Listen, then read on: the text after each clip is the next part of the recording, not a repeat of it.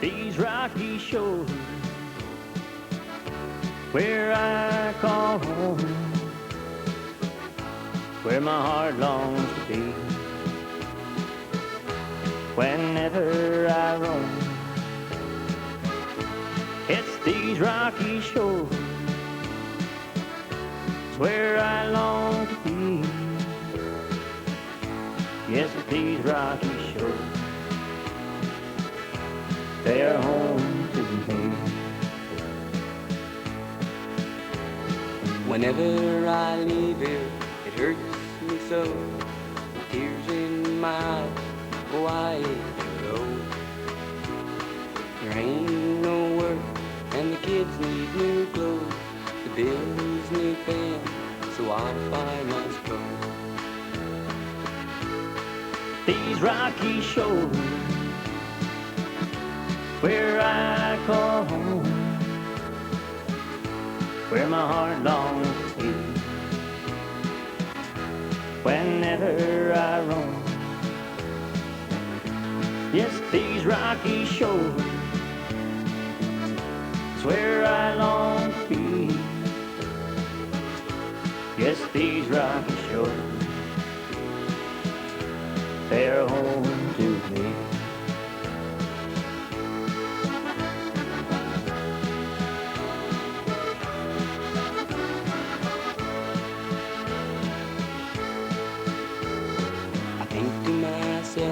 Where did it all go? The life I once had on the ocean's mighty road. And tears in my eyes and my head in my hands, away from my family, I hope they understand. That is these rocky shores where I call home, it's where my heart longs to be. Whenever I roam,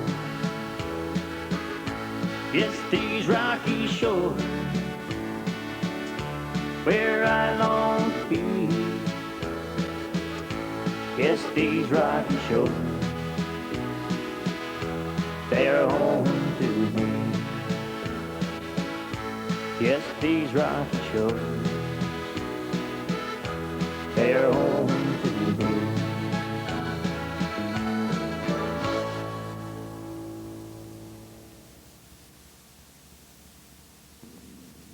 Good evening and welcome to This Week in Review. Tonight's stories include the results of the fish farm, sea freeze update, Drug Awareness Week and Scotiabank's official opening.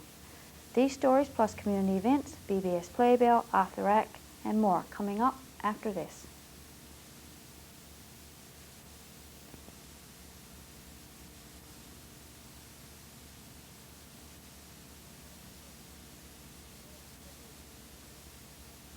Okay, people, your assignment today is very simple.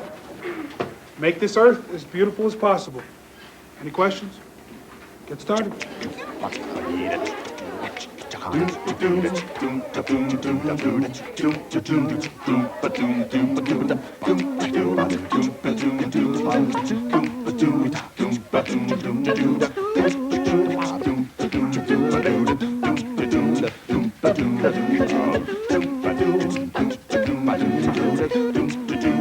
Does anyone know where Lisa is? Yeah, I do.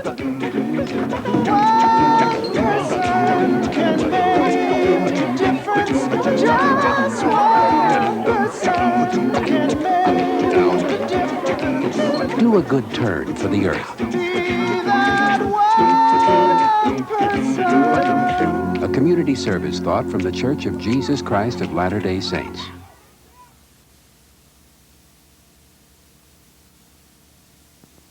On Thursday of this week, we got the news that Kitchener Skinner and Albert Anderson were bringing ashore their fish from the fish farm. We took our cameras out to see what they were up to. When we arrived out to where the fish farm was located, the men had just finished taking ashore their catch for the day. We decided to follow them to the fisherman's wharf to see how they made out. That's Fisherman's Wharf now. Getting a shot of the fish that Junior and Albert brought in.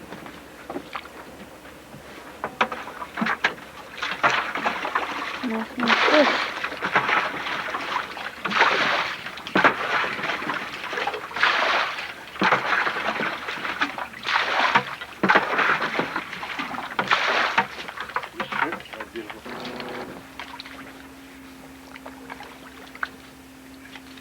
I guess this is the second stage. Is it, Junior, the gutting of them?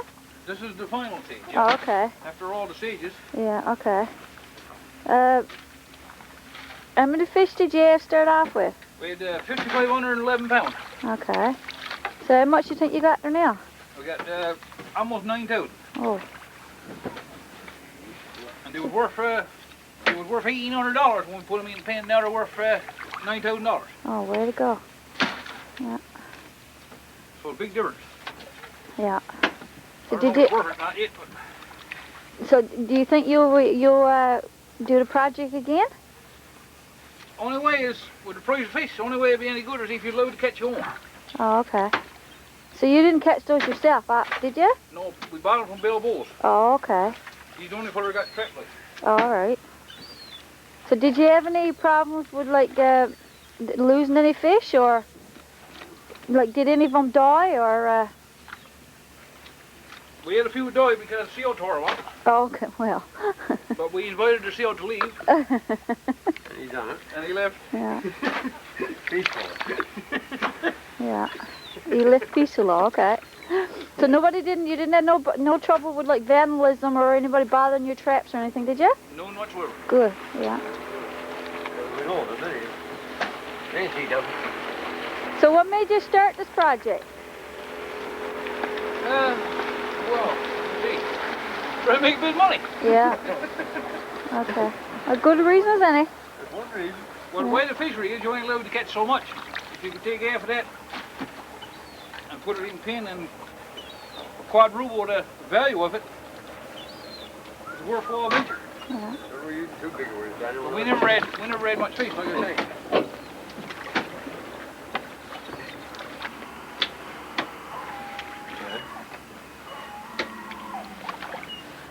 Junior, when did you start? Started first part of July. Okay. We got fish. Okay. So with a lot of babysitting.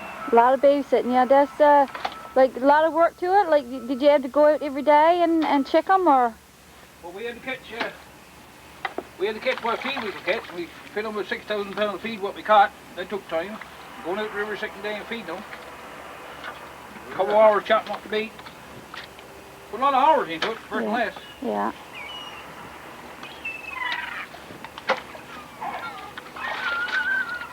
It was a nice one. Yeah. So how big were the fish first when you got them? Were they weren't obviously they weren't that size. Well, right now they're about the fillet have increased about 85%. Okay. They were trap fish when we put them in. They're gluteon capable. Oh, okay. They didn't look a bit like they do now. Yeah.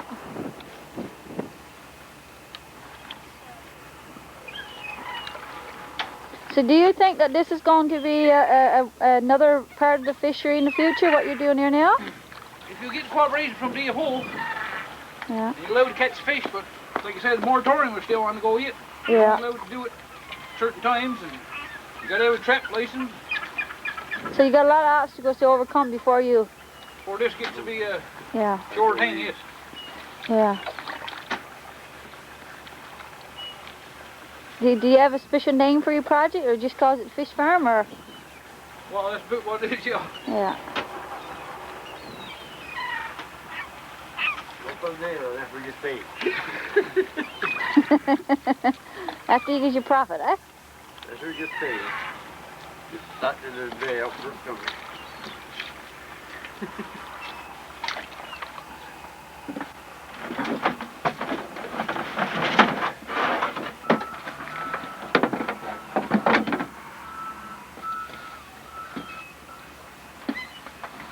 So did you achieve what you set out to do? Yeah, we're doing pretty good. They growed good. We didn't get all the feed in we wanted to because the fishery opened and didn't have time to do it then. Okay. So it's just as good or better than what you expected? Oh yeah, it's been pretty good. Okay, now where's your fish farm located here? However. Our, okay.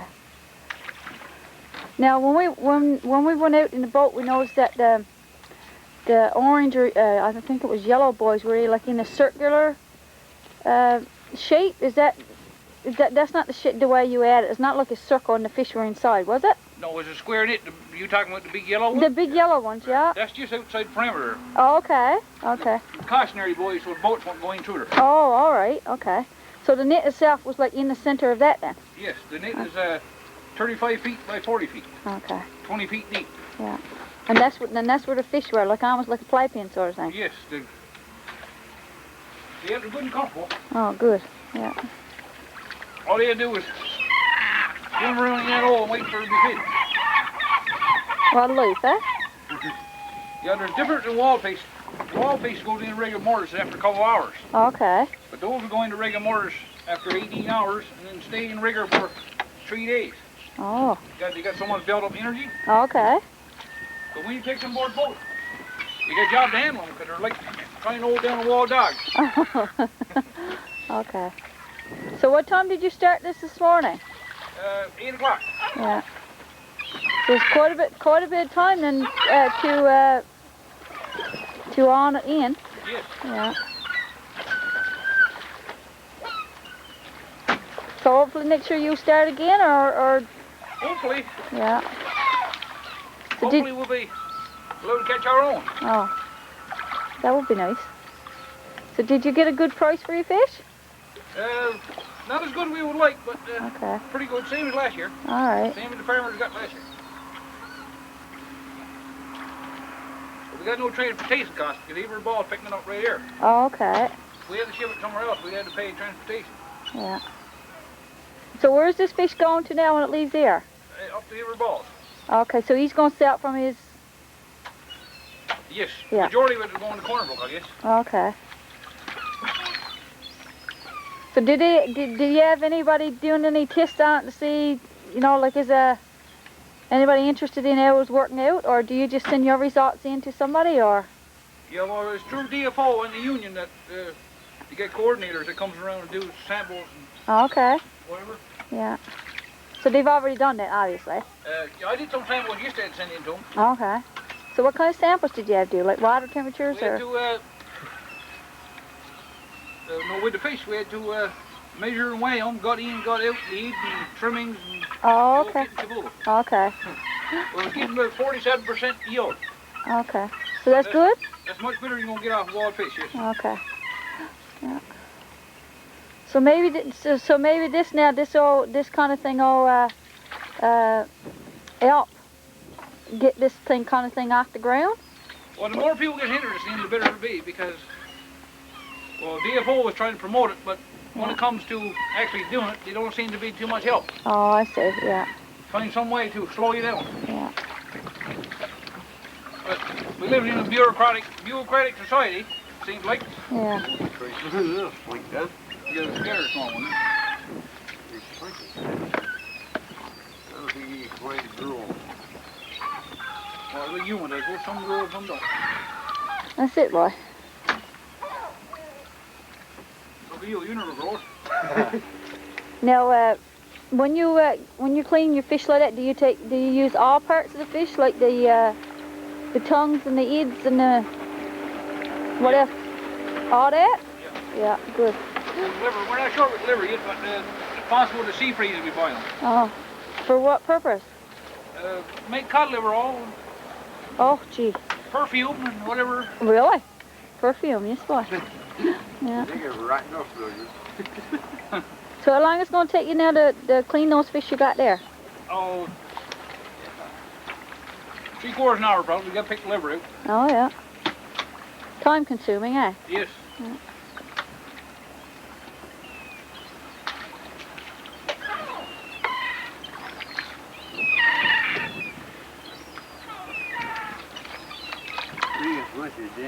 No.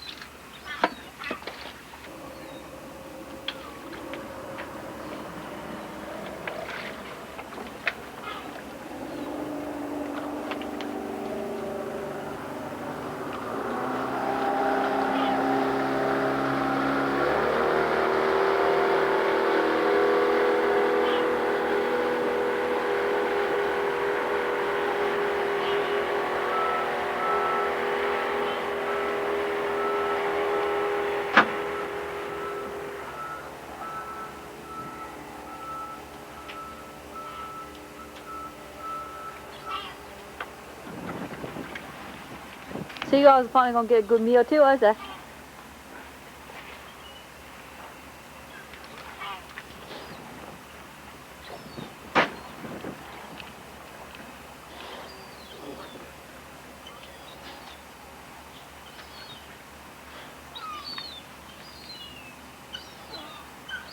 Junior, you fish as that like inshore fisherman too, like? Yeah.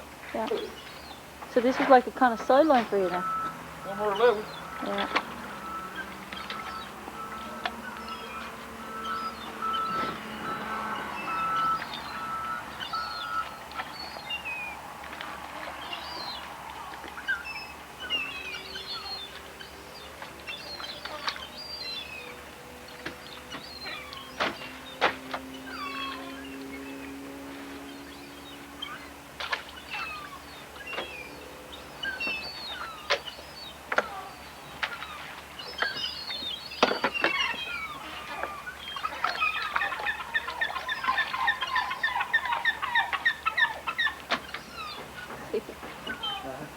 Yeah.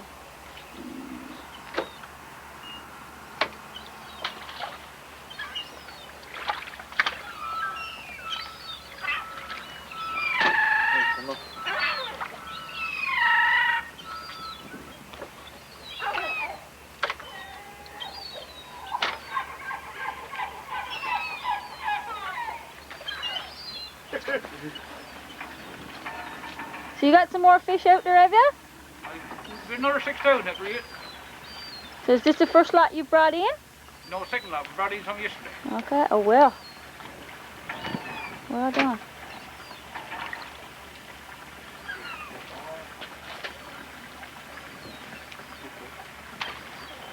Anybody wants to buy some of the way you're bald?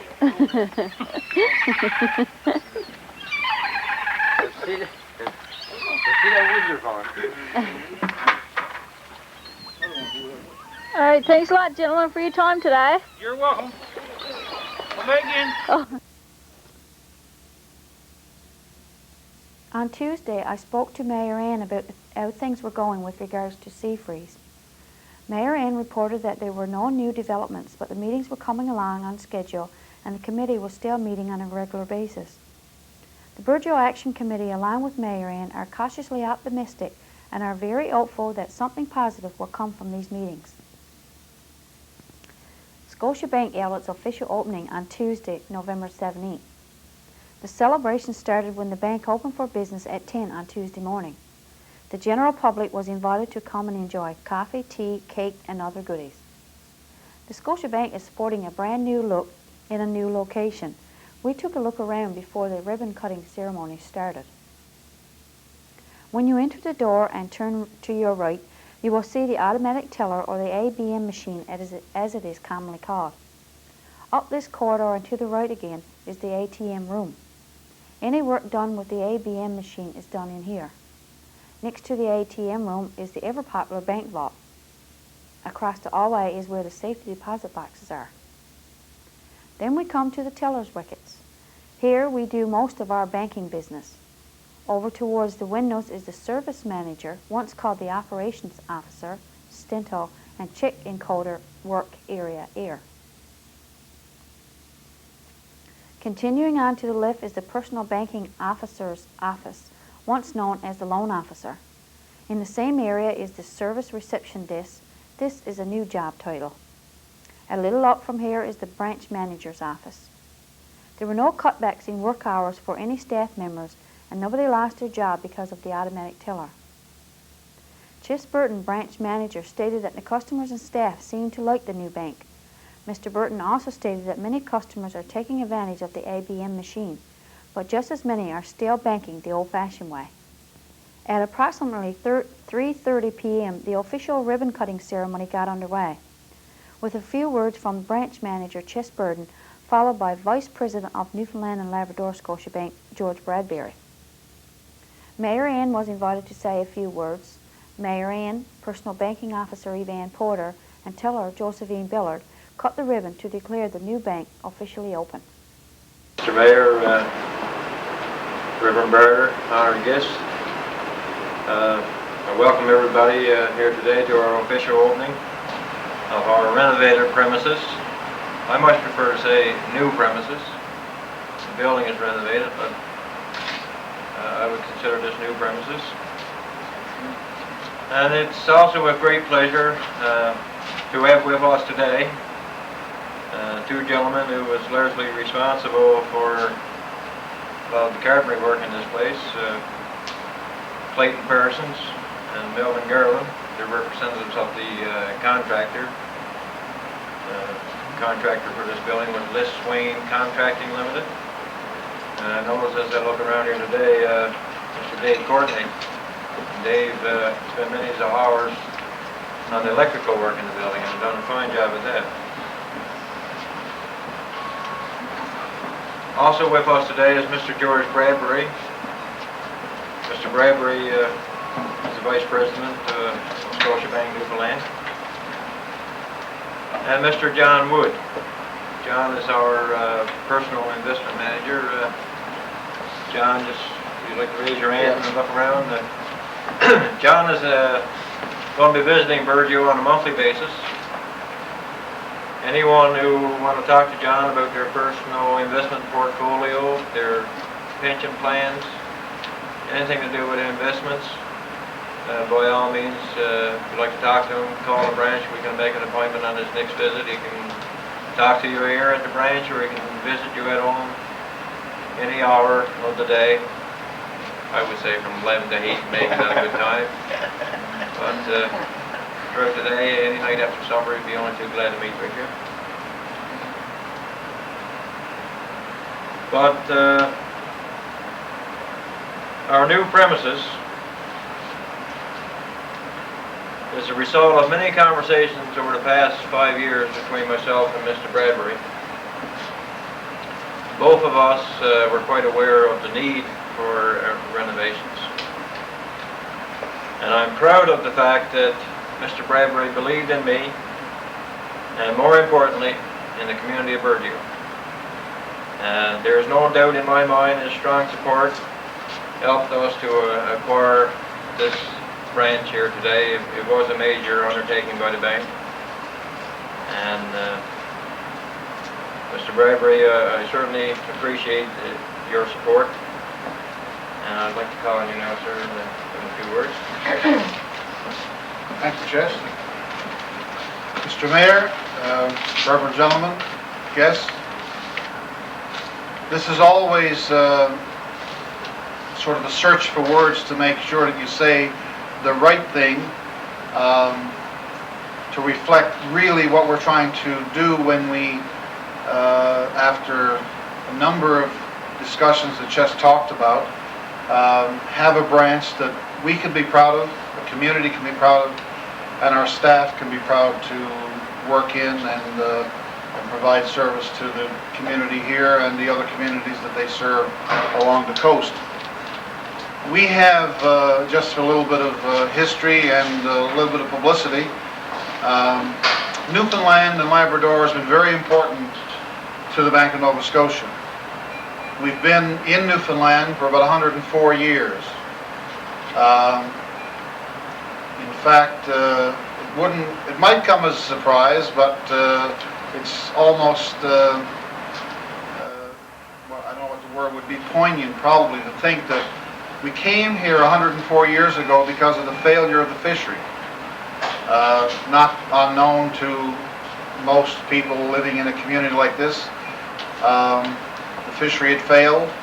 Two banks in Newfoundland, which was a country at the time owned by Great Britain, and the two local banks had failed, and two banks from Canada in Nova Scotia at the time, Bank of Nova Scotia and the Bank of Montreal, came to Newfoundland. Within a month of coming here in December of 1894, we decided to open our first branch in McBride's Hill in St. John's. It wasn't long after that that we opened many branches throughout the province following the fishery. The fishery was very important to the Bank of Nova Scotia in Nova Scotia because we had been dealing with the Caribbean, Jamaica in particular, and I guess Trinidad too, with saltfish. And it became a natural for our bank to follow the fishery right around the island And Burgeo, in fact, had a branch back in, I think, some like the 1916 or somewhere in that time. There was a branch here. I don't know for sure why it closed. Obviously, probably the failure of the fishery again, because it happened again in the 30s, it happened again in the 50s, and it's probably never been as devastating as it was in 1992. But in 1992, at the cod moratorium, we knew that we would have to continue to support the communities that supported us for a number of years. And so we stayed with the fishery. We had at that time about 80% plus of the boat loans on our books. We still do. And we continue to support the fishery throughout the province. Now, some adjustments had to be made, and we had to work with people who were going through some very difficult times with plant closures and so on. And that's getting back to Burgeo then. We've stayed here.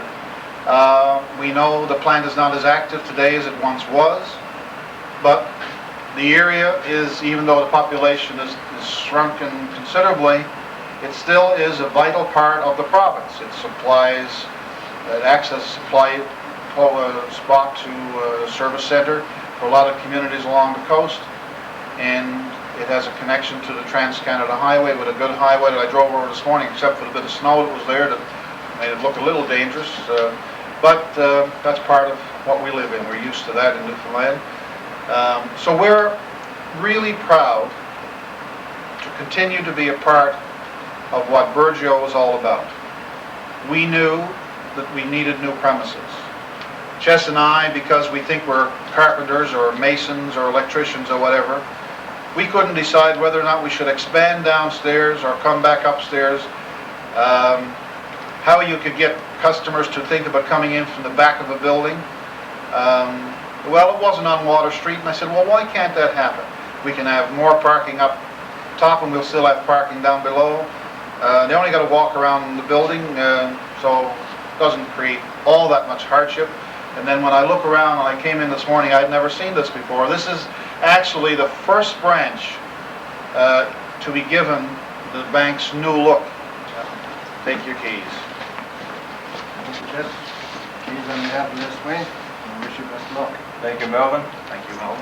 It's a long time coming, Well, and I'd like to publicly thank you for your cooperation during the renovations and the way you treated the staff.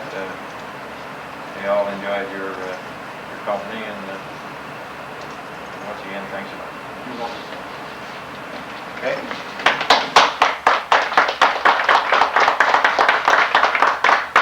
Now, Chess, you have the branch. You can continue on now. Thank you, sir. A couple messages here I would like to read out. First one being from our MHA, Bill Ramsey. Thank you for your invitation to the ribbon cutting ceremony on the occasion of the completion of your renovated branch.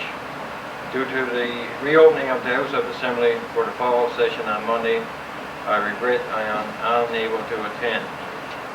I would like to take this opportunity to commend the Bank of Nova Scotia for its ongoing investment and interest in the town of Burgeo. Scotiabank's strong commitment to the area and the province is a sound decision and a tremendous achievement. The second one is from Mr. Bill Matthews, our MP. Unfortunately, due to a commitment to be in Ottawa at this time, I will be unable to attend. I am pleased the Bank of Nova Scotia, through this expenditure, confirms their confidence in the future of the town of Burgeo. And that's from Mr. Matthews. At this time, I would like to call on our Mayor, Mayor Ann, to say a few words.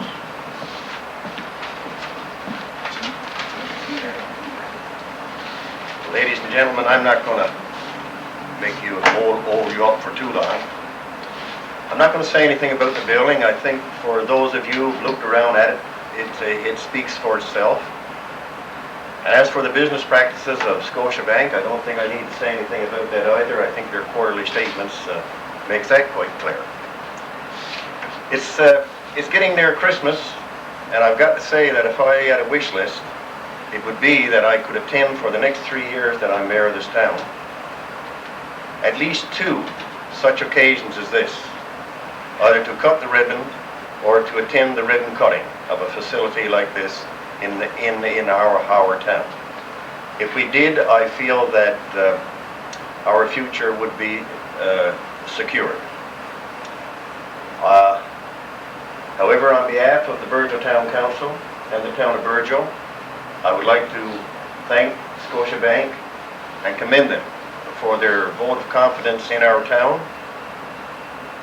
and their efforts in trying to improve a business to the communities of Grand Brit, Burgeo, Ramia, Grey River, and Franceway. So I thank you very much. Thank you very much. Are we ready? Go. Go for it. Okay, well, I officially declare this building open for business. There we are. Stay with us for more of This Week in Review coming up after this.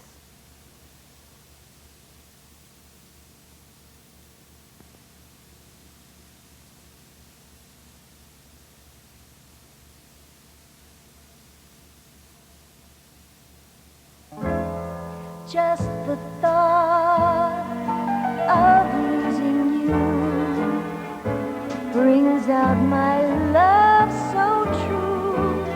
Hurting you is the last thing I would ever do. I'm taking care of you.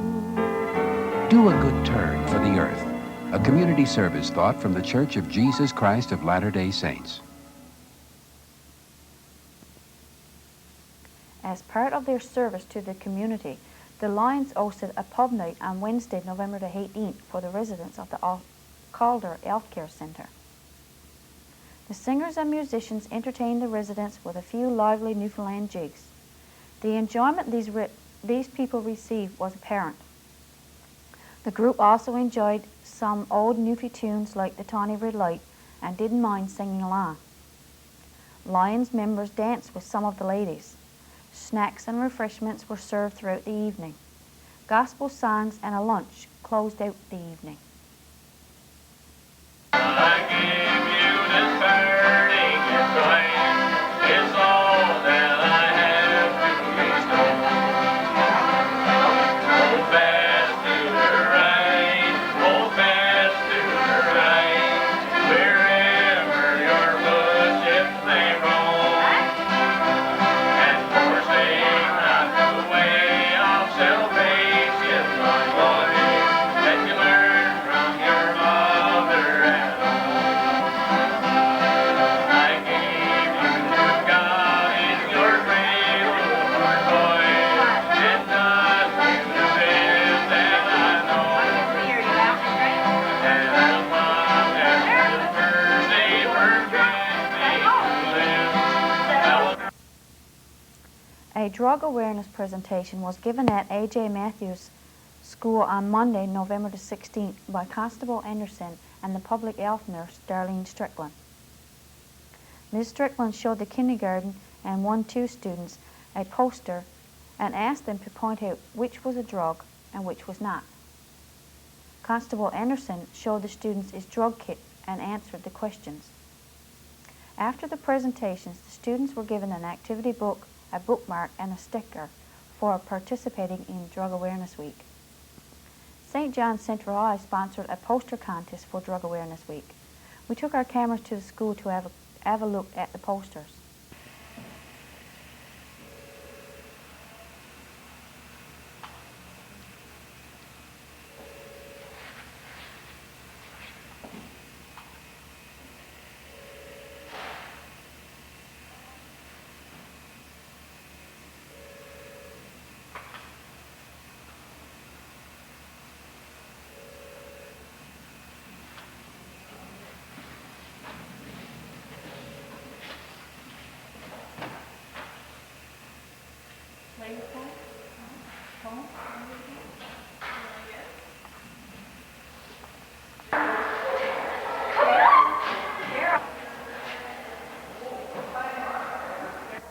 Now over to Barbara Barter for the council report. Good evening, ladies and gentlemen. The Town of Burgeo Council had its regular meeting November the 18th, 1998. The following items come from the Town Manager's report. Capital works, road upgrading, and paving have been completed. The total engineering fees came to $64,699.81. The Community Education Complex. Atlantic Engineering is still working on the conceptual plan, which will be completed in the next couple of weeks. There will be meetings held between Atlantic Engineering and Mr. Butt, the Director of Education, concerning some possible changes, or at least indicating some concerns that were discussed by the school councils and sent in letter to Mr. Butt. It was resolved that the pit in the road from the garbage dump be used as a dump site for old vehicle wrecks. The motion was carried. A response was received from Sand and Sea Committee, but it did not address Council's request concerning a full report on their past year's activities.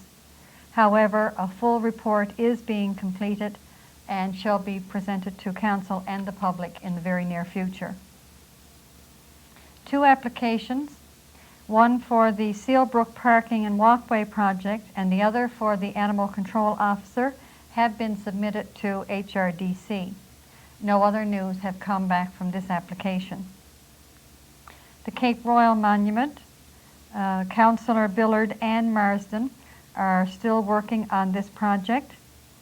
A letter will be sent to people who were directly involved with regards to the monument. Rick's Reliable Auto Parts. It was resolved that a letter be written to Mr. Blagden advising him that he is in violation of his permit and he must cease all activities on his parking lot immediately. If he fails to abide by this order, then legal action will be taken. Extensive discussion continued with regard to permits. And community members should be aware that when a permit is applied for, the permit can only be enacted by what has been requested. Any new additions that are done to buildings or to work must then be put through another permit. It was resolved that the application from Mrs. Maxine Ingram to set up a home-based beauty salon in the basement of her home be approved, subject to the approval of all government departments. Committee reports. Councillor Warren gave a brief report from the BDDB. They have some concern that the board is now without a development officer. The new board is now in place and Mr. Bill Bowles is the chairperson. Residents received statements this week of their accounts. You should note that on the bottom of those accounts there's a message of the statement concerning the fact that interest will be added to all accounts that are not paid in full by the end of December 98. So please check your accounts, your statements, and be aware of the fact that those which are not paid by the end of December will have an interest added to them. If you have any questions on this, you can contact the town clerk. Due to the time and the amount of business left to deal with, it was decided that we would adjourn the meeting, and there will be another meeting this Tuesday, a regular council meeting at 7 p.m. Thank you very much. Good evening. On Friday of this week, we visited Mrs. Tucker's grade 3 class. They have been busy building castles. Let's take a look at some of their work. Hi, my name is Nolan and I'm Millie Castle. The knight proved himself champion of the joust if he unhorsed his opponent with his lance. The loser had to give up his horse and armor to the winner. The horses were separated with a board called a till. The knight had lots of armor on. The horse had armor on too. When the knights were waiting for their turn to fight, they were in their tents twisted.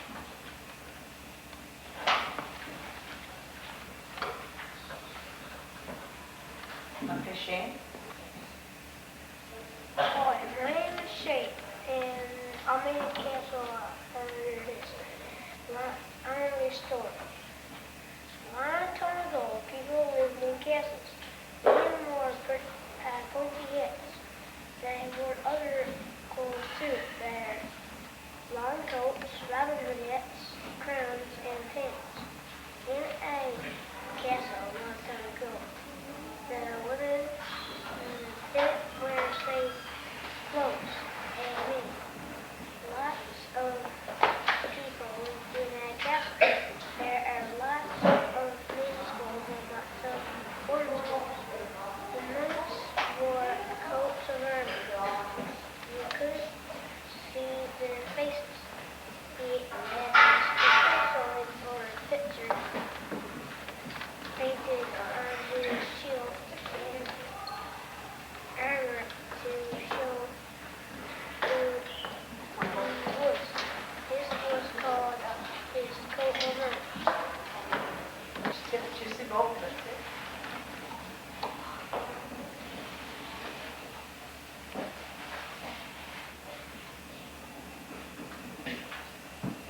Hi, my name is Danielle. This is my castle.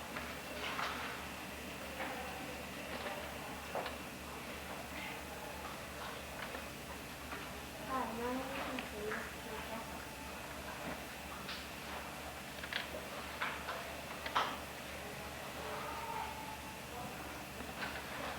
Hi, my name is Jennifer, and I live up Bristol old times.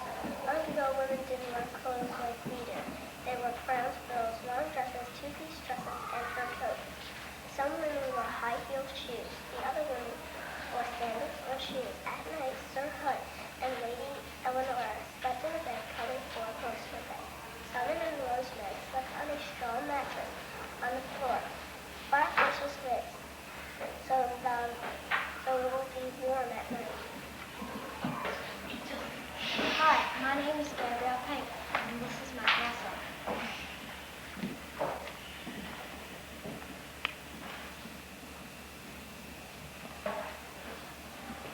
Hi, my name is Shelley, and this is my castle.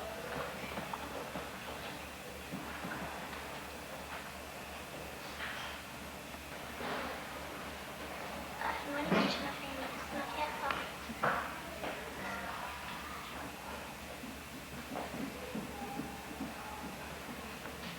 Hi, my name is Alicia, and this is my castle.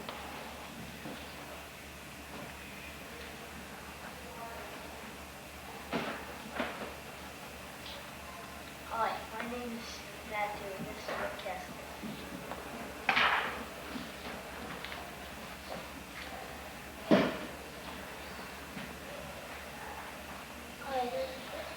Hi, my name is Christopher, and this is my castle.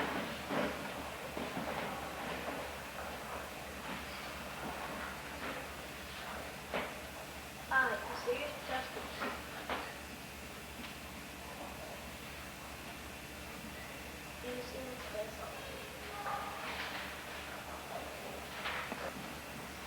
Hi, my name is Justin. This is my castle.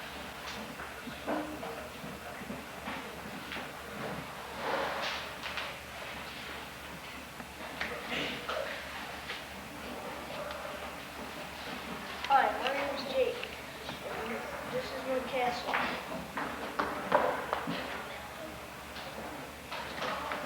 Hi, this is my castle.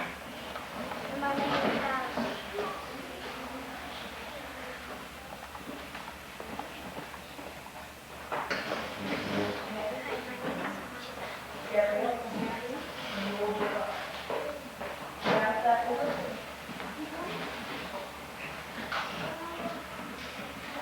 My name is Cody. This is my castle.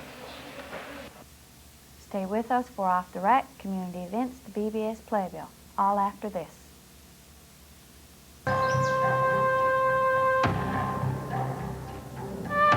Icebergs drift south. Humpbacks migrate to the north. This is the place where their paths cross. Where you can't see the icebergs for whales. Off the Rack. This week as we scanned our tape racks, we came across a tape of the Wandering Jamboree. Let's take a look back to April 1987 as one of the performers has a bit of fun with Clayton.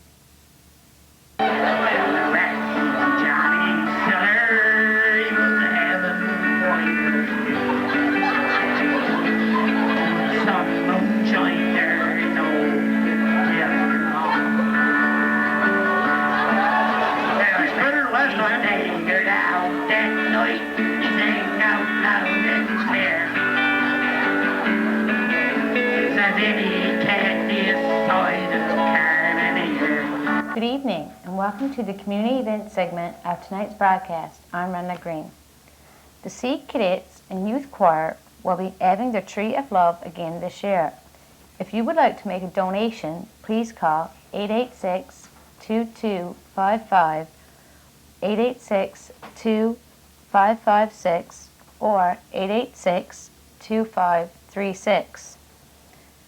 On Saturday, November the 28th, don't forget to drop by the Fire Hall for the Burnett's Flea Market.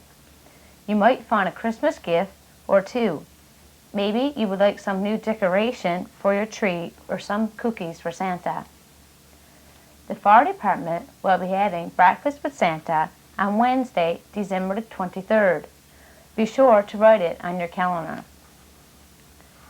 Anyone wishing to purchase a Civic Center ticket or buy a share in a ticket for the $1 Million Draw may call Karen Buckland at 886-2920 or Pete Memo at 886-2213.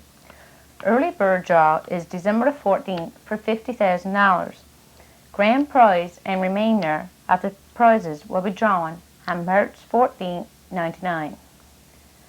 The Sand and Sea Committee are trying a new project called the Name and Memory Quilt. This quilt will be handmade, and for $2 you can have your name embroidered on it. If you would like to have your name on this quilt, call Hedith at 886-2449, Linda 886-2937, or Paulette at 886-2830. The RBP will be having a TV bingo on Wednesday, November the 25th at 7 p.m. for one $300 prize. Cards are available from any RBP member and are in most stores around town.